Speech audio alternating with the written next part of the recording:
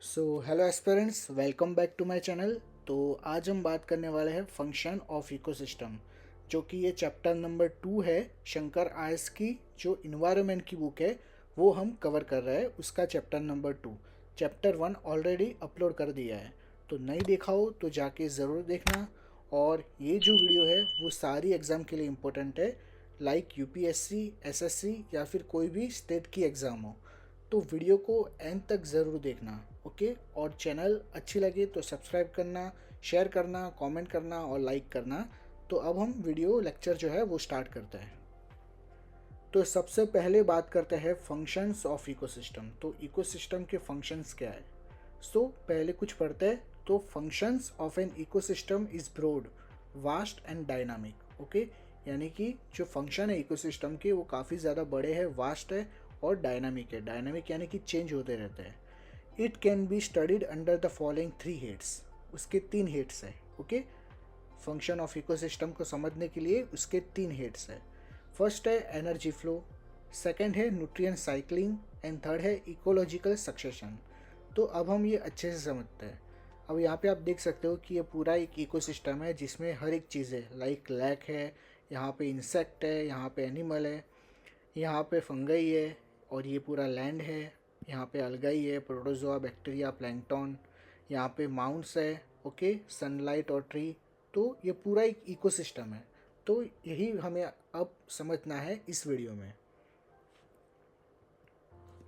तो सबसे पहले बात करते हैं एनर्जी फ्लो के बारे में। तो एनर्जी फ्लो होता क्या है? The energy is the basic force responsible for all metabolic activity. तो सारे मेटाबॉलिक एक्टिविटी के लिए क्या है? एनर्जी एक बेसिक फोर्स है। एनर्जी के बिना कुछ नहीं होगा। हमें भी खाने के लिए कुछ ना कुछ तो चाहिए, तभी एनर्जी मिलती है, ओके।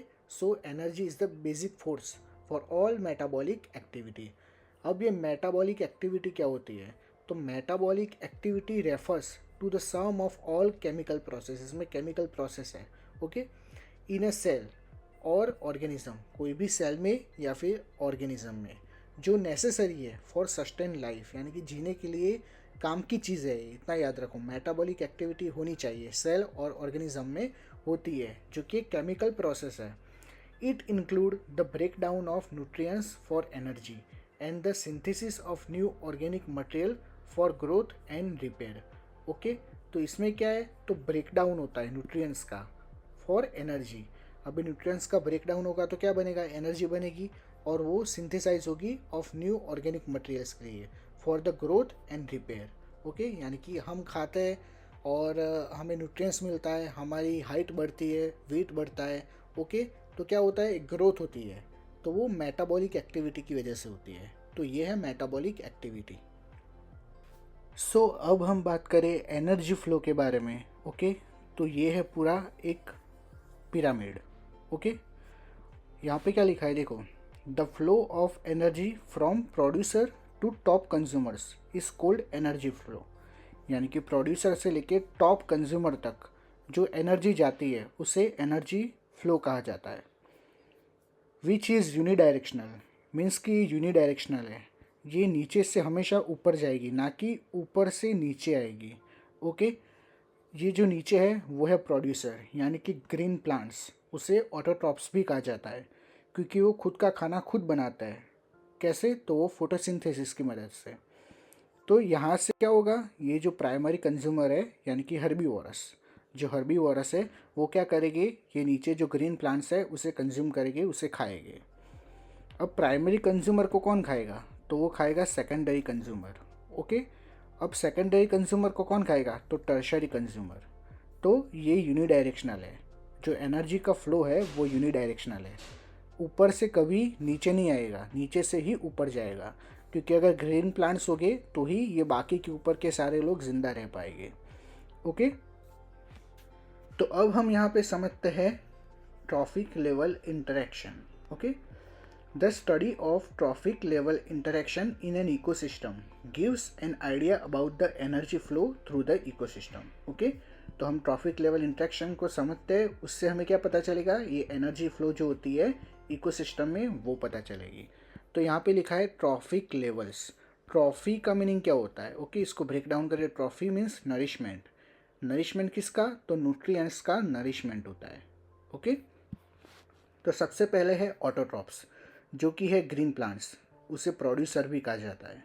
ओके, फिर आते हैं सारे हेट्रोट्रॉप्स, हेट्रोट्रॉप्स, हेट्रोट्रॉप्स और लास्ट में भी हेट्रोट्रॉप्स।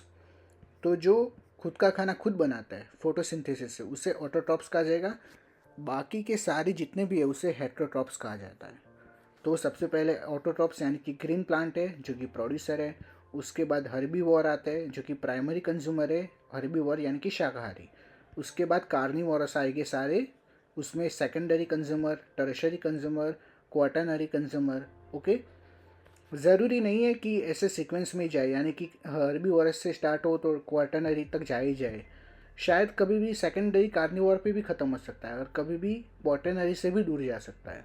ओके, तो ये इम्पोर्टेंट नहीं है, ये जैसे समझना है कि कैसे वर्क करता है। तो प्राइमरी कंज्यूमर आ गए, सेकेंडरी आ गए, टर्शरी आ गए और क्वाटरनरी आ गए। मानो यहाँ पे ग्रीन प्लांट्स है, हर्बीवोर सॉरी ऊपर ग्रीन प्लांट्स है, फिर नीचे आता है खरगोश। उसके बाद आएगा एक छोटा सा कोई एनिमल जो खाएगा किसे? खरगोश को। उसके बाद मान लो कि हॉक आता है यानी कि बड़ा गिद्ध या फिर ईगल, जो खाएगा ये प्राइमरी कंज्यूमर को। उसके बाद नीचे टॉप कार्निवोरस में रखते हैं शेर को, जो खाएगा हॉक को। तो ऐसी पूरी सीक्वेंस होती है, हम आगे अच्छे से समझते हैं। ओके, अभी मैंने आपको एक ब्रीफ इंफॉर्मेशन समझा दिया। तो ये है पूरा ट्रॉफिक लेवल। तो ऐसे पूरा इकोसिस्टम वर्क करता है। आगे बात करें तो energy flow through the trophic level from producer to higher trophic level. Okay, producer से लेके हायर ट्रॉफिक लेवल में जो एनर्जी फ्लो होता है, it never flows in the reverse direction, that is from carnivore to herbivore to producer. Okay, तो हमें पीछे कहा कि ये यूनिडायरेक्शनली है, यानी कि एक ही दिशा में जाएगा, ना कि वापस आएगा। तो यहाँ पे क्या लिखा है देखो, it never flow in reverse direction from carnivore to herbivore to producer, यानी कि कार्निवोरस से हर्बीवोरस से प्रोड्यूसर तक नहीं जाएगा। ओके, एनर्जी कहाँ से आएगी? टोटल तो सन से आएगी, तो वो प्रोड्यूस कौन करेगा? तो प्लांट करेंगे। तो हमेशा ये यूनिडायरेक्शनल में ही जाएगा, ऊपर की साइड। ओके, और ये हीट क्या होती है वो हम आगे अच्छे से समझते हैं। तो अब हीट के बारे में अगर हम समझें तो there is a loss of some energy in the form of unusable heat at each trophic level, so that energy level decrease from the first trophic level upwards. यानी कि यहाँ पे देख सकते हो आप कि यहाँ पे कुछ हीट जो है वो हर एक ट्रॉफिक लेवल में हीट जो है वो क्या हो रहा है? कम हो रही है। Okay, heat is lost at each tropic level because organisms use energy for metabolic process like respiration, movement and growth, which release energy as heat when an organism is consumed by the next trophic level.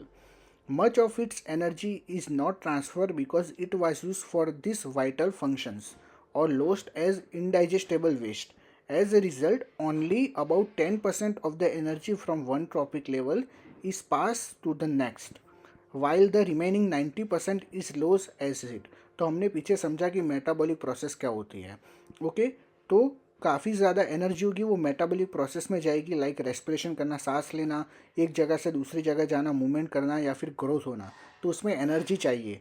तो जो energy पहले वाले level में होगी, यानी कि यहाँ पे होगी बेस लेवल पे, जो एनर्जी इन प्राइमरी कंज्यूमर को मिलेगी वो यहाँ पे टर्जरी कंज्यूमर जो है उनको नहीं मिल पाएगी।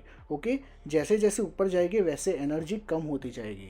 तो एग्ज़ाम में कोई भी क्वेश्चन आए कि पिरामिड के अंदर अगर ऊपर की तरफ जाए तो एनर्जी कम होती है या ज़्यादा होती है, तो आपको कम होती है वो वाला टिक करना पड़ेगा। ओके, तो वो क्यों होती है? तो मेटाबॉलिक प्रोसेस, और वो क्या होती है तो मैंने आगे भी समझाया, और ये भी है रेस्पिरेशन, मूवमेंट एंड ग्रोथ की वजह से। ओके, अब यहाँ पे फोटोसिंथेसिस हमने पीछे समझा कि क्या होता है। तो the plant convert solar energy, यानी कि प्लांट जो होते हैं वो क्या करते हैं? कन्वर्ट करते हैं सोलर एनर्जी यानी कि सन की एनर्जी को into chemical energy. Okay, by photosynthesis.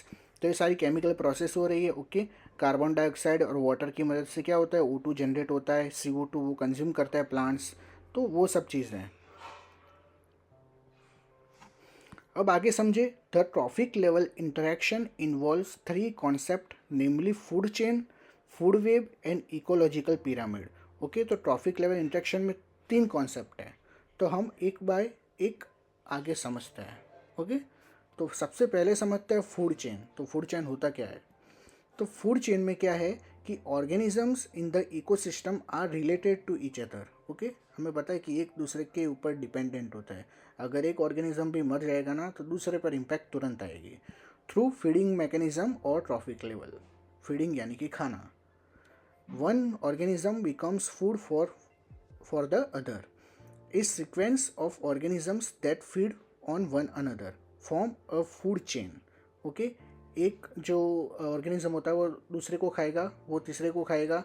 Okay, ऐसा पूरा एक सीक्वेंस होता है, एक के बाद एक ऑर्गेनिज्म खाते जाते तो ऐसा करके चेन बनती है। ओके, तो उसे फूड चेन कहा जाता है। A chain start with producer and ends with top carnivorous. Okay, यानी कि प्रोड्यूसर से स्टार्ट होती है, प्रोड्यूसर यानी कि ऑटोट्रॉप्स जो कि ग्रीन प्लांट्स है, तो वहाँ से स्टार्ट होके अप टू टॉप कार्निवोरस। यानी कि अगर जंगल में हम टॉप कार्निवोरस को समझे तो अब तो डायनासोर तो है नहीं, तो कौन बचा? तो लायन, टाइगर, लेपर्ड, ये सारी चीज़ें हैं। ओके, तो उन्हें माना जाएगा top carnivores. A food chain is a linear sequence, तो ये लीनियर सीक्वेंस है। Okay, of organisms where energy and nutrients are transfer from one organism to another as it is eaten. तो आप देख सकते हो यहाँ पे एक ग्रीन प्लांट है, उससे कौन खाता है? ये ग्रास शॉपर यानी कि तिती घोड़ा कहते हैं, वो खाता है। और ऊपर ये सनलाइट है जिसकी मदद से फोटोसिंथेसिस होता है। Okay, simple. तो ये घास जो है उसे ग्रास शॉपर खाएगा, उसको एक रैट खाएगा, रैट को खाएगा कौन? तो स्नेक खाएगा। और जो लास्ट में हॉक है यानी कि गिद्ध या ईगल जो भी है, तो वो ये स्नेक को खा जाएगा। और ये जब डिकम्पोज होगा यानी कि ये जब मरेगा तो ये मिट्टी में मिलेगा और वापस न्यूट्रिएंट्स इससे मिलेंगे, वापस फोटोसिंथेसिस होगी। तो ये पूरी एक फूड चेन है। ओके, अब इसमें भी कुछ फूड चेन के टाइप्स है। ओके, काफ़ी ज़्यादा इजी है, बहुत मज़ा आएगा आगे पढ़ने में। तो टाइप्स ऑफ फूड चेन की अगर हम बात करें तो सबसे पहला है ग्रेजिंग फूड चेन, यानी कि टेरेस्ट्रियल इकोसिस्टम होता है, उसके अंदर कहाँ से स्टार्ट होता है? तो ग्रीन प्लांट से स्टार्ट होता है। यहाँ पे हम ग्रेजिंग फूड चेन पढ़ रहे हैं, सबसे पहले ये याद रखना। तो टेरेस्ट्रियल इकोसिस्टम में क्या होता है? स्टार्ट होता है ग्रीन प्लांट से, यानी कि ऑटोट्रॉप्स से स्टार्ट होता है टू हेटरोट्रॉप्स तक। हेटरोट्रॉप्स यानी कि टॉप कार्निवोरस तक एंड होता है उसका, और ग्रीन प्लांट से स्टार्ट होता है। तो यहाँ पे मैंने सेम चीज़ समझाई। तो सबसे पहले देखो, the grass shopper eat the plant. Okay, यानी कि ये जो ग्रास शॉपर है वो प्लांट को ईट करेगा। उसके बाद the mice eat the grasshopper, तो ये इसको खाएगा। फिर ये जो स्नेक है, okay, the snake eat the mice. Okay, फिर उसके बाद क्या होगा? The eagle eat the snake, यानी कि ईगल जो है वो स्नेक को खाएगा। When the hawks die fungi break the bodies down and turn into nutrients, यानी कि फंगाई, कीड़े वगैरह जो आएंगे इस पर लगेंगे, उससे क्या होगा? बॉडी पूरी वो डिकम्पोज होना स्टार्ट हो जाएगी। फिर सिक्स्थ में क्या है? The nutrients along with sun and water cause the grass to grow. तो उसके बाद क्या होगा? इन्हें न्यूट्रिएंट्स मिलेगा और एक घास वापस उगेगी। तो ये हुई पूरी एक चेन। ओके, तो इसे कहा जाता है ग्रेजिंग फूड चेन। ये तो पीछे हमने बात की टेरेस्ट्रियल इकोसिस्टम की, लेकिन इसमें बात करते हैं एक्वेटिक इकोसिस्टम की। तो इसमें क्या होता है? तो देखो, सिंपल है ये भी। उसमें टेरेस्ट्रियल यानी कि ज़मीन पर जो चीज़ें होती है, पूरी चेन बनती है, उसका है। ये पानी के अंदर है। तो सबसे पहले देखो, ये है फाइटोप्लैंक्टन। ओके, उसे फाइटोप्लैंक्टन खाया जाएगा किसके द्वारा? तो ज़ूप्लैंक्टन के द्वारा। और इसे कौन खाएगा? तो बड़ी बड़ी फिश खाएगी। फिर फिश वापस मर जाएगी, बैक्टीरिया जनरेट हो गए, फ्लैगलेट्स आएंगे, फिर ये और माइक्रोब्स वगैरह जनरेट हो गए। तो उससे क्या होगा? वापस फाइटोप्लैंक्टन वगैरह डेवलप हो गए। तो सिंपल यही चीज़ें, ऊपर हमने टेरेस्ट्रियल का समझा, यहाँ पे हमने एक्वेटिक इकोसिस्टम का समझा। तो अब हम समझते हैं और एक फूड चेन के बारे में। ओके, तो पीछे हमने जो पढ़ा वो था ग्रेजिंग फूड चेन, और अब ये है डेट्रिटस फूड चेन, यानी कि ये पूरा डिकम्पोजिंग पर बेस है। तो अच्छे से समझते हैं। So begins from the dead organic matter of decaying animals and plants bodies consumed by the microorganisms and detritus feeding organisms called the detrivore or decomposer। तो detritus का मीनिंग क्या होता है? तो वो होते हैं डिकम्पोजर। जो कोई ऑर्गेनिज्म मर जाता है, मान लो कि कोई चूहा मर गया है, तो वो क्या होता है? डिकम्पोज होता है, यानी कि कीड़े पड़ जाते हैं उनके ऊपर। तो वो क्या है? डेट्रिटस फूड चेन है पूरी। तो इसे डेट्रीवोर और डिकम्पोजर भी कहा जाता है, जो कि माइक्रो ऑर्गेनिज्म है, छोटे छोटे होते हैं, जो कि डेड ऑर्गेनिक मैटर जो होता है उस पर लगे हुए होते हैं। तो यहाँ पे दिखाया गया है ये कैसे रैट जो है वो माइस जो है वो मर चुका है, ये यहाँ पे कौवा आके भी इसे खा रहा है, ओके, और नीचे बैक्टीरिया सारे लगे हुए हैं ऊपर। तो ये क्या हुआ है, एक डेट्रिटस फूड चेन हुई।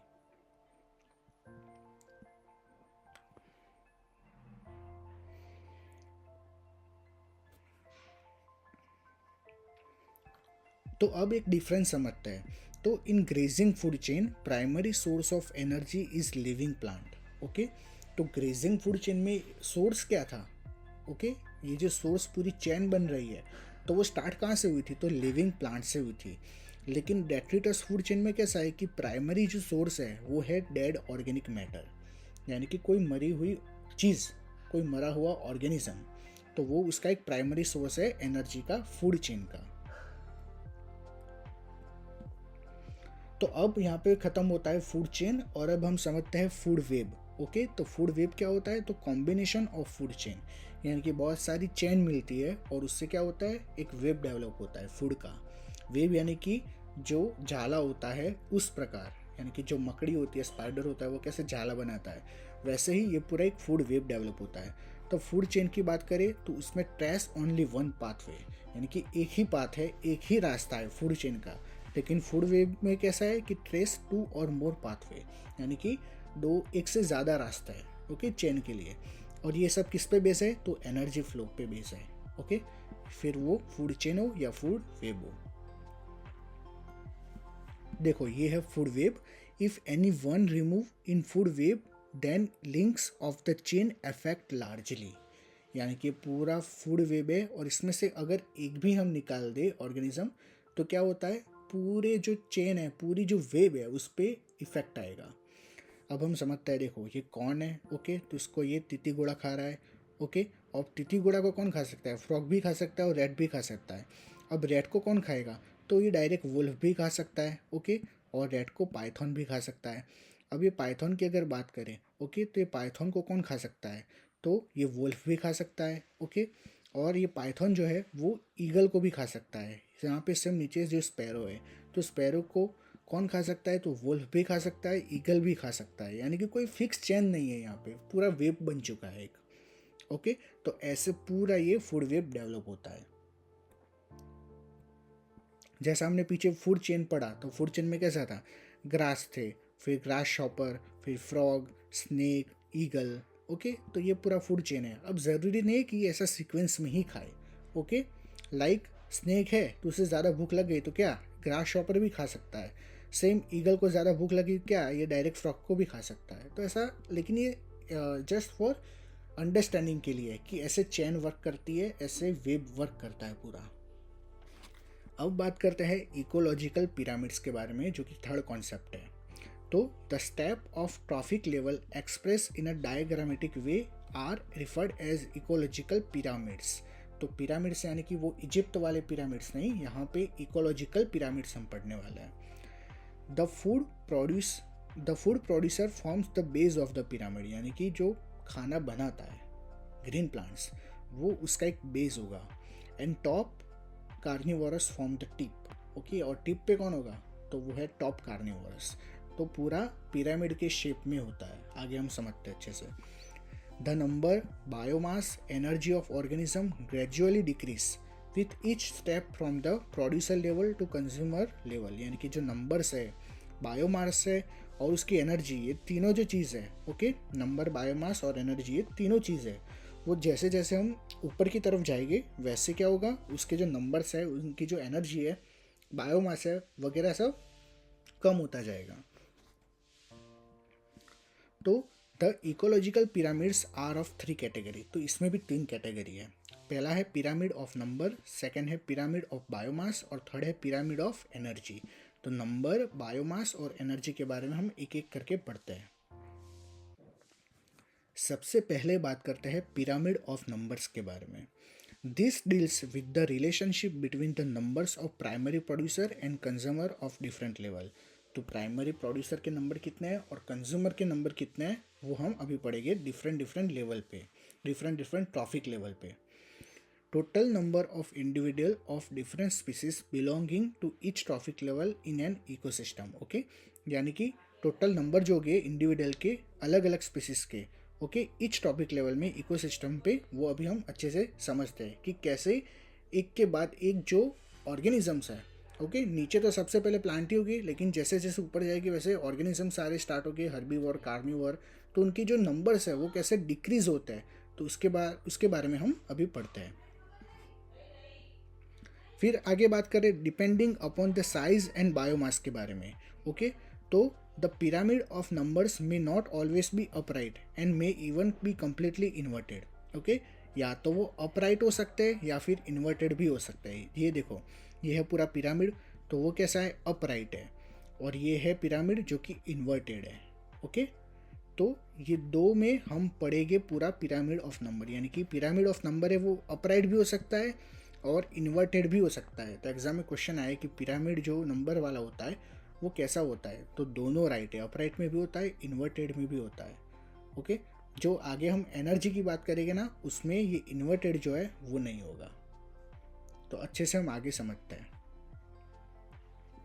तो ये है देखो पिरामिड ऑफ नंबर्स, यानी कि अपराइट वाला डायग्राम, यानी कि ऐसे पूरा पिरामिड की तरह। तो the grasses occupy the lowest traffic level, यानी कि base, because of their abundance, यानी कि काफ़ी ज़्यादा मात्रा में होता है, इसलिए उन्हें बेस मानता है यहाँ पे प्रोड्यूसर को। The next higher trophic level is primary consumer.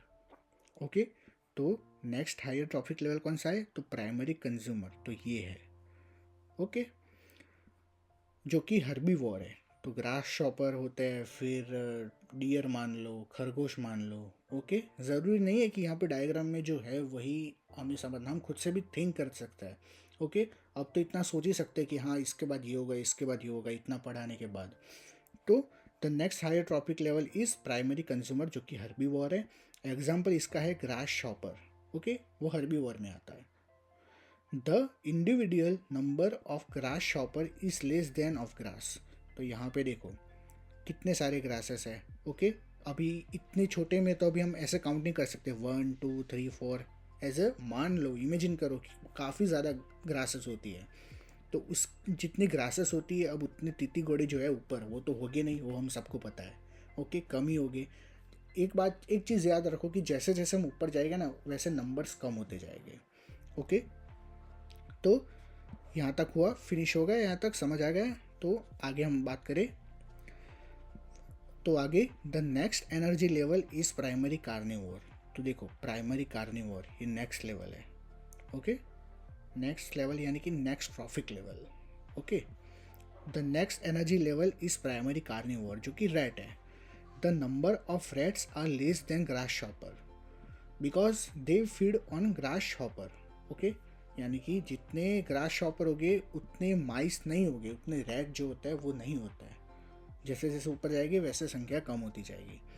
The next higher trophic level is secondary carnivore. Okay, तो ये है सेकेंडरी कार्निवोर, यानी कि स्नेक। ओके, तो जो क्या करेंगे, फीड ऑन रैट्स, यानी कि रैट्स को खाएंगे। The next higher trophic level is the top carnivore, या फिर हॉक हो सकता है या फिर पिकॉक हो सकता है। ओके, तो टॉप कार्निवोर इसमें कौन सा है, तो एक हॉक है। अब इससे ऊपर भी हो सकता है, इससे ऊपर भी लाइक लायन भी हो सकता है। ओके, लेकिन हमें जस्ट समझना है, अभी हम यहाँ पे पूरा डायग्राम को अच्छे से वो करने नहीं आए, हमें समझना है कि चीज़ें क्या होती क्या है एक्चुअली। तो ये पूरा एक पिरामिड स्ट्रक्चर हुआ। ओके, तो अभी एक चीज़ भी और मान लो कि जितनी ग्रासेस नीचे होगी उतने अभी पिकॉक तो होगी नहीं, है ना। अभी जितनी ग्रासेस हो उतने लायन हो जाए तो क्या होगा, है ना, कुछ बचेगा, तो कुछ नहीं बचेगा। तो जैसे जैसे ऊपर जाएंगे वैसे वैसे जो नंबर्स वगैरह है वो कम होते जाएंगे। With each higher trophic level the number of individual decrease, यहाँ पे मैंने साफ साफ लिखा है with each higher trophic level, यानी कि यहाँ से यहाँ है, यहाँ से यहाँ है, तो क्या होगा, नंबर ऑफ इंडिविजुअल जो है वो डिक्रीज होते जाएंगे। तो यहाँ तक समझ आ गया पूरा चीज़। तो देखो अब हम बात करते हैं पिरामिड ऑफ नंबर्स के अंदर इन्वर्टेड के बारे में। ऊपर हमने अपराइट के बारे में बात किया। ओके, यहाँ पे इन्वर्टेड के बारे में अगर हम बात करें, देखो यहाँ पे हमने अपराइट के बारे में बात किया, और यहाँ पे अब इन्वर्टेड के बारे में अगर हम बात करें तो उसमें क्या होता है कि यहाँ पे नंबर्स देखने हैं। अभी हर डायग्राम में ऐसा नहीं होता कि हम कौन किसको खाए वही पढ़ना है, ऐसा नहीं होता। यहाँ पे हमें सिंपली नंबर्स देखने होते हैं कि किसके नंबर्स ज़्यादा है यहाँ पे, क्योंकि हम पिरामिड ऑफ नंबर्स दिख रहा है सबसे पहले। तो ये है इन्वर्टेड वाला। तो देखो यहाँ पे क्या है, an inverted pyramids of numbers occurs when a few large producer supports a much larger number of consumers, as in a parasitic food chain. Okay, in this case the base is narrow, base narrow है काफ़ी, and the top is wide, तो ऊपर का पूरा wide है, representing a smaller number of individual at the producer. Okay, यानी कि small number होगा जो producer जो होगा वो, and a larger number of individuals at higher trophic level. तो larger number of individual हो गए top level पे. The number of individual is increased from lower to higher trophic level. तो क्या होगा, जो number of individual है वो increase होते जाएंगे। पीछे हमने देखा कि decrease होता है, यहाँ पे increase हो गए।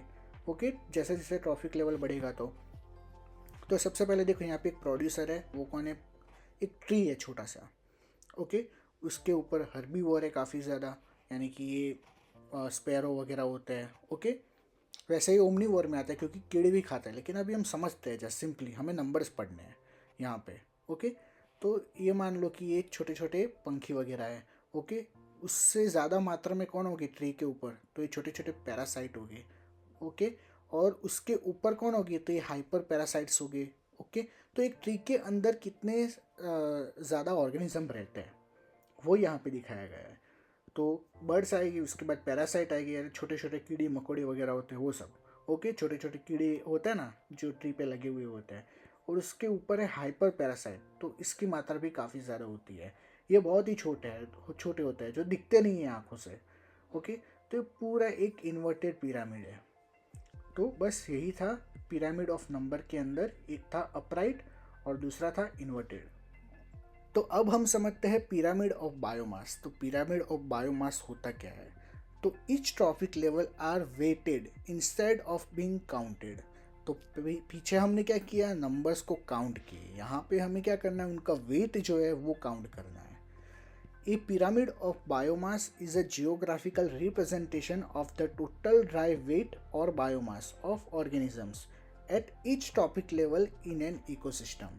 तो पूरा ग्राफिकल रिप्रेजेंटेशन होगा यहाँ पे, यानी कि ड्राई वेट यहाँ पे चेक किया जाएगा पिरामिड में। किसका, तो ऑर्गेनिज्म का, ईच टॉपिक लेवल। अब ये ड्राई वेट क्या होता है, तो body weight without any excess fluid, उसको कहते हैं dry weight. Pyramid of biomass is usually determined by collecting all organisms occupying each trophic level separately and measuring their dry weight. यानी कि सबको अलग अलग ट्रॉफिक लेवल में सारे होंगे, उनका एक बायोमास चेक किया जाएगा यहाँ पे। This overcomes the size differences problem because all kinds of organisms at a trophic level are vague. Okay? तो यहाँ पे क्या है कि पीछे हमने देखा कि नंबर्स में चेक किए जाते हैं, यहाँ पे पूरा बायोमास, उनका वेट कितना है वो चेक किया जाएगा। और कैसे चेक किया जाएगा, तो बायोमास इज मेजर्ड इन ग्राम पर मीटर स्क्वायर। तो ग्राम पर मीटर स्क्वायर के द्वारा उनका बायोमास जो है वो चेक किया जाएगा यहाँ पे। तो अब यहाँ पे अच्छे से सुनना, it typically shows a large base of producers at the bottom. Okay, तो बॉटम पे प्रोड्यूसर हो गए, आपको पता है प्रोड्यूसर कौन है। Okay, with a smaller amount of biomass at higher level for primary, secondary and tertiary consumer. Okay, यानी कि स्मॉलर अमाउंट ऑफ बायोमास होगा कहाँ पे, तो प्राइमरी लेवल पे, यानी कि ये सेकेंडरी और टर्शरी जो कंज्यूमर है उनका, यानी कि यहाँ पे आप देख सकते हो ये कम होता जाएगा। Okay, while often upright is terrestrial ecosystem, यानी कि टेरेस्ट्रियल का है, और it can be inverted in aquatic environment है, और ये है जो वो एक्वेटिक इकोसिस्टम का है। यहाँ पे फाइटोप्लैंक्टन, जूप्लैंक्टन, स्मॉल फिश और लार्ज फिश। ओके, तो एक्वेटिक इकोसिस्टम में इन्वर्टेड है और यहाँ पे अपराइट है टेरेस्ट्रियल में। Where the biomass of producers is lower than consumers due to high turnover rates. Okay, तो अब हम अच्छे से आगे समझते हैं कि एक्चुअली होता क्या है। तो देखो यहाँ पे अच्छे डायग्राम से हम समझते हैं पिरामिड ऑफ बायोमास। तो जैसा हमने नंबर में समझा कि वहाँ पे भी अपराइट और इन्वर्टेड दो डायग्राम थे, तो यहाँ पे भी सेम वैसी चीज़ है। तो देखो सबसे पहले बात करें upright pyramid of biomass in a terrestrial ecosystem. तो ये है टेरेस्ट्रियल इकोसिस्टम। ओके, तो ये मान लो कि ग्रासेस है, ओके, जो कि प्रोड्यूसर है और उनका वेट है 1000 kg। उसके ऊपर है हर्बीवोर, ओके, जो कि शाकाहारी है, और खरगोश और डियर है इसके अंदर। तो उन्हें खाएगा कौन? तो ये वुल्फ खाएगा, जो कि प्राइमरी कार्निवोर है। और उससे वुल्फ को कौन खाएगा? तो टॉप कार्निवोर यानी कि लायन खाएगा। तो यहाँ पे उन सब के वेट लिखे हैं। तो ग्रासेस का वेट कितना है? 1000 kg। फिर इनका कितना है हर्बीवोर का? तो 100 kg, फिर 10 kg, फिर 1 kg। ओके, तो अब यहाँ पे कन्फ्यूजन होगा कि लायन का वजन 1 kg कैसे हो गया। अब हमें समझना क्या है कि देखो यहाँ पे डायग्राम में दिखाया नहीं है, एक्चुअली में यहाँ पे 12 ग्राम मीटर स्क्वायर है। ओके, यहाँ पे लिखा है, यहाँ पे शो किया है, इसका भी यहाँ पे शो किया है। तो यहाँ पे 1 kg वेट पर मीटर स्क्वायर आएगा, यहाँ पे ऐसे पर करके मीटर स्क्वायर आएगा यहाँ पे। ओके, ये चीज़ समझ गए। तो सेम वही चीज़ है यहाँ पे कि जैसे नीचे ग्रासेस है, तो उनका एक एरिया मान लो कि एक एरिया का हम मेजरमेंट कर रहे हैं। तो उतना ग्रासेस का वेट कितना हुआ? 1000 kg हुआ। और हर्बीवोर का कितना हुआ? तो 100 kg हुआ। ओके, प्राइमरी कार्निवोर का कितना हुआ? तो 10 kg हुआ। और ये टॉप कार्निवोर है, उसका कितना हुआ? तो 1 kg पर मीटर स्क्वायर, यानी कि एक एरिया का हम ले रहे हैं। अब ये एक छोटे से एरिया में ग्रासेस तो बहुत सारी होगी, लेकिन लायन तो उतने होगे नहीं, लायन तो कम ही होगे ना। अब ये एरिया के अंदर 10-15 लायन थोड़ी ना होगे, सब अलग अलग जगह पे होगे। तो हम ये एक एरिया का बायोमास ले रहे हैं। ओके, तो यहाँ पे मीटर स्क्वायर जैसा है ना, यहाँ पे जो एक्वेटिक इकोसिस्टम के अंदर जो मीटर स्क्वायर है ना, वैसा ही यहाँ पे आएगा 1 kg, यानी कि वेट पर मीटर स्क्वायर। तो सेम हमें यहाँ पे भी सीखना है, like inverted pyramid in an aquatic ecosystem. तो ये है इन्वर्टेड, ये है अपराइट। तो इन्वर्टेड में क्या है, यहाँ पे प्रोड्यूसर कौन होगा? फाइटोप्लैंक्टन होगा। उसके ऊपर यहाँ पे ज़ूप्लैंक्टन आएगा, लेकिन यहाँ पे डायग्राम में दिखाया नहीं है। ओके, तो प्रोड्यूसर में कौन होगा? फाइटोप्लैंक्टन। तो फाइटोप्लैंक्टन को कौन खाएगा? तो ज़ूप्लैंक्टन खाएगी। तो ज़ूप्लैंक्टन को कौन खाएगा? तो ये हर्बीवोर छोटी छोटी फिशेस है, वो खाएगी। और ये फिशेस को कौन खाएगा? तो ऊपर ये बड़ी फिशेस है, तो वो खाएगी। तो सेम ही चीज़ है, यहाँ पे बायोमास बढ़ता जाता है, यहाँ पे कैसा है कि कम होता जाता है, क्योंकि ये अपराइट है और ये इन्वर्टेड है। अब इसमें ज़्यादा दिमाग लगाने की ज़रूरत नहीं है, क्योंकि इतना इजी क्वेश्चन एग्ज़ाम में नहीं आएगा। लेकिन ये एक इकोलॉजी सब्जेक्ट में ये समझने के लिए काफ़ी ज़्यादा इंपॉर्टेंट होता है। अगर आप समझ गए तो काफ़ी है। ओके, अपनी तरह से आप एग्ज़ाम के अंदर लिख सकते हो कि हाँ, अपराइट में क्या होता है कि जो बायोमास है वो कम होता जाता है, जबकि इन्वर्टेड में इंक्रीज होता है। तो यहाँ पे अभी छोटे छोटे फाइटोप्लैंक्टन ज़ूप्लैंक्टन होंगे, वो तो छोटे छोटे हो गए। ओके, और ऊपर जैसे जाएगी हम, वैसे क्या होगा, बड़ी बड़ी जो शार्क होगी, वेल होगी, उनका वज़न बढ़ता जाएगा। तो सेम पिरामिड ऑफ बायोमास का यही कॉन्सेप्ट है। तो अब बात करते हैं पिरामिड ऑफ एनर्जी के बारे में। पीछे हमने नंबर्स कंप्लीट किए, उसके बाद बायोमास कंप्लीट किया, अब कंप्लीट करना है एनर्जी के बारे में, जो कि लास्ट कॉन्सेप्ट है पिरामिड एक पूरे टॉपिक का। तो अब pyramid of energy is a graphical representation of the amount of energy at each trophic level. यहाँ पे हमें एनर्जी काउंट करनी है in an ecosystem over a period of time, and it is always upright because energy is lost as heat at each step. हमने पीछे पढ़ा, biomass में पढ़ा और नंबर्स में पढ़ा कि अपराइट भी है और इन्वर्टेड भी डायग्राम है। तो यहाँ पे कैसा होगा? यहाँ पे सिर्फ अपराइट होगा। क्यों अपराइट होगा? क्योंकि यहाँ पे हम एनर्जी को काउंट कर रहे हैं। अभी एनर्जी हमेशा नीचे से ऊपर जाएगी, प्रोड्यूसर से कार्निवोर तक जाएगी, ना कि कार्निवोर से प्रोड्यूसर तक आएगी। क्योंकि कार्निवोर होते हैं वो फोटोसिंथेसिस नहीं करते प्रोसेस। ओके, वो तो ग्रीन प्लांट्स ही करते हैं। It show that energy decreases as it move up through topic level, यानी कि प्रोड्यूसर, प्राइमरी कंज्यूमर और secondary consumer etcetera, because about 90% of the energy is lost as heat at each step. Okay, यानी कि हर एक step में क्या होगा, एक हीट लॉस्ट होगी। हमने पीछे जैसे पढ़ा। ओके, द बॉटम लेवल यानी कि प्रोड्यूसर में हैज़ द मोस्ट एनर्जी, तो प्रोड्यूसर के पास मोस्ट एनर्जी होती है। Okay, and the top level यानी कि top consumers has the list, यानी कि कम एनर्जी होती है। Which is why the pyramid is always upright, और इसकी वजह से ही जो पिरामिड है वो अपराइट ही है, ना कि इन्वर्टेड है। तो अब हम अच्छे से समझते हैं डायग्राम से, ओके, कि पिरामिड ऑफ एनर्जी है क्या। तो देखो, सबसे पहले बात करें तो नीचे है प्राइमरी प्रोड्यूसर यानी कि ग्रीन प्लांट्स, ऑटोट्रॉप्स, ओके, जो फोटोसिंथेसिस करता है। तो उन्हें सन से एनर्जी कितनी मिलती है? 100% मिलती है, मान लो। ओके, तो 100% में से क्या होता है कि जो प्राइमरी प्रोड्यूसर है उसे खाएगा कौन? तो प्राइमरी कंज्यूमर खाएंगे, लाइक रैबिट, डियर। उसके ऊपर जाता है सेकेंडरी कंज्यूमर आता है, उसके बाद थर्ड लेवल, उसके बाद एपेक्स प्रेडेटर यानी कि टॉप कार्निवोरस। तो यहाँ पे आप एनर्जी देख सकते हो कि यहाँ पे नीचे 100% है, तो ऊपर जाते ही 10% हो गई, उसके बाद 1% हो गई, उसके बाद 0.1% हो गई, और उसके ऊपर 0.01% हो गई। यानी कि एनर्जी यहाँ पे लॉस हो रही है। Okay, energy lost as a heat, यानी कि अब मान लो कि प्राइमरी प्रोड्यूसर जो है, यानी कि घास, ग्रासेस वगैरह, जो भी जितने भी चीज़ है, ग्रीन प्लांट्स वगैरह, तो वो खाएगा प्राइमरी कंज्यूमर।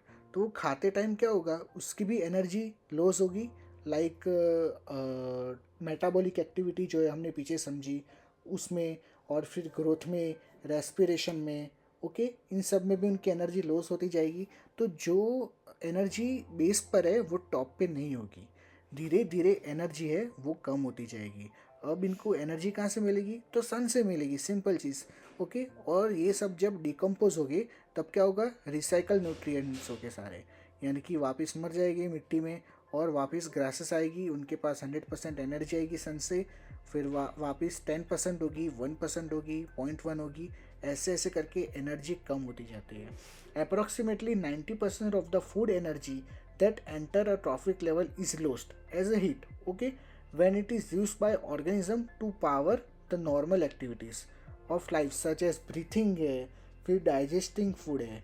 तो ये सब चीज़ें करने में उनकी एनर्जी कम होती जाएगी। तो टॉप लेवल पे जो कार्निवोर है उनको बेस लेवल पे जो एनर्जी है वो मिलेगी नहीं, धीरे धीरे कम होती जाएगी। तो ये है simple pyramid of energy. Okay, और ये हमेशा अपराइट ही है, इन्वर्टेड नहीं है, क्योंकि एनर्जी हमेशा नीचे से ऊपर तरफ जाएगी, ना कि ऊपर से नीचे की तरफ आएगी। यहाँ पे देखो समझते हैं।